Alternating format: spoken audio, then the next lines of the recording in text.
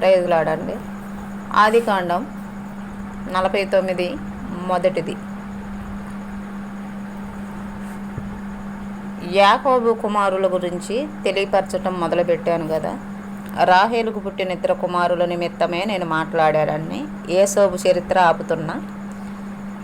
ఆ తెగలవారు ఎవరు అనేది చెప్పటం కోసమే నేను చెప్తున్నాను. దేవుడు నాకు తెలియపరిచిన దాని ప్రకారము బెన్యామీను, ఏసోబు రాహేలుకు పుట్టిన కుమారులు. వాళ్ళిద్దరి గురించి చిన్నవాళ్ళదే ముందు మొదలు పెట్టాను. తర్వాత ఇప్పుడు మళ్ళీ పైకి వచ్చా. పెద్ద కుమారుడు కానుంచి మొదలు పెడదాం. యాకోబు తన కుమారులను పిలిచి ఎట్లా నేను, మీరు కూడి రండి, అంత్యదినముల్లో మీకు సంభవించబో సంగతులను మీకు తెలియచేసేదను. యాకోబు కుమారులారా, కూడి వచ్చి ఆలకించుడి. మీ తండ్రి అయిన ఇశ్రాయేలు మాట వినుడి. ఇశ్రాయేలు అనే మాటకి వెదిగేవాడు, ఆశీర్వాదకరమైన వాడు, మారు మనసు నొందినవాడు, దేవుడు తోడని కూడా అర్థం వస్తుందండి. ఇశ్రాయేలుల మాట ఆలకించటానికి కుమారుల్ని ఆయన అంత్యదినముల్లో, అంటే ఏం జరగబోతుంది లాస్ట్కు మీరు ఎలా ఉండబోతున్నారో అనేది కూడా యాకోబు అప్పట్లోనే కుమారులకు వాళ్ళ పేరును బట్టి దీవెనలు ఇస్తాడండి. పెద్దల మాట సద్దిమూట అంటారు కదా సామెత. వాస్తవంగా పెద్దల మాటలు ఊరికనే రావండి నోట్లో గుంట. అనుభవాన్ని బట్టి వాళ్ళ నోట వచ్చిన ప్రతి మాట కూడా నెరవేర్చబడేవి. అవి దేవుడు పుట్టించేదే. ఆ మనసు, ఆ ఆలోచన కూడా దేవుడిచ్చేదే.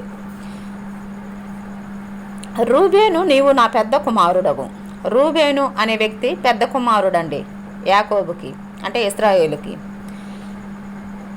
నా శక్తియు నా బలము యొక్క ప్రథమ ఫలమును, ఔన్నత్య అతిశయమును, బల అతిశయమును నీవే.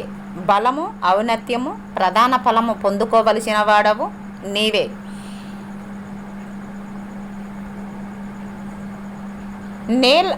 నేల వలె చంచలుడవై నీవు అతిశయము పొందుదువు. నీ తండ్రి మంచము మీదికి ఎక్కితివి. యాకోబు కుమారుణ్ణి దీవించేటప్పుడు రూబేను గురించి పలికే మాటలండి. నా బలము, నా అతిశయము మొత్తము, అంటే మొదటి నా పుట్టిన కుమారుడు కాబట్టి బలంగానే ఉంటాడనే అర్థంతో చెప్పాడు. నా శ్రేష్ఠ భాగము కూడా, అంటే ప్రథమ ఫలము కూడా నీకే వస్తుందని చెప్పాడు. కానీ ఆ ఫలాన్ని, అసలు శ్రేష్టమైన ప్రథమ ఫలాన్ని రూబేను ఎందుకు పొందుకోలేకపోయాడు? ఏసోబుకి ఎందుకు వెళ్ళింది? చిన్నవాడైన ఏసోబుకి ఎందుకు వెళ్ళింది 11వ గోత్రానికి అని అంటే, యాకోబు తండ్రి మంచం ఎక్కుతాడని ఉంటుంది ఇక్కడ. తండ్రి మంచం ఎక్కిండంటే ఎంగిలి చేశాడు. యాకోబుకి 4 భార్యలండి. అయితే ఒక ఆమె ఏమంటే ఈయన పోతాడు అనమాట రూబేను. ఈ రూబేను ఎవరు అని అంటే, ఈ జనాంగం ఎవరు అనేది నేను చెప్తున్నానండి. రెడ్డీస్ వస్తారండి. రూబేను గోత్రం నుంచి వచ్చిన వాళ్ళే ఈ భూమి మీద మీరు తగిలించిన కులాలు తగిలించారు కాబట్టి రెడ్డి జాతి. ఈ రెడ్డి జాతి వాళ్ళు ఎవరో కాదు, ఇశ్రాయేలుల జనాంగమే, ఇశ్రాయేలుల కుమారులే. ఈ 12 మంది గోత్రముల్లో పెద్ద గోత్రం, అంటే మొదటి కుమారుడు, యాకోబుకు పుట్టిన కుమారుడు రెడ్డినే. రెడ్డి జనాంగము కూడా ఇశ్రాయేలుల జనమే. ఆమేన్. ఇది దేవుడు నాకు తెలియపరిచిన మాట.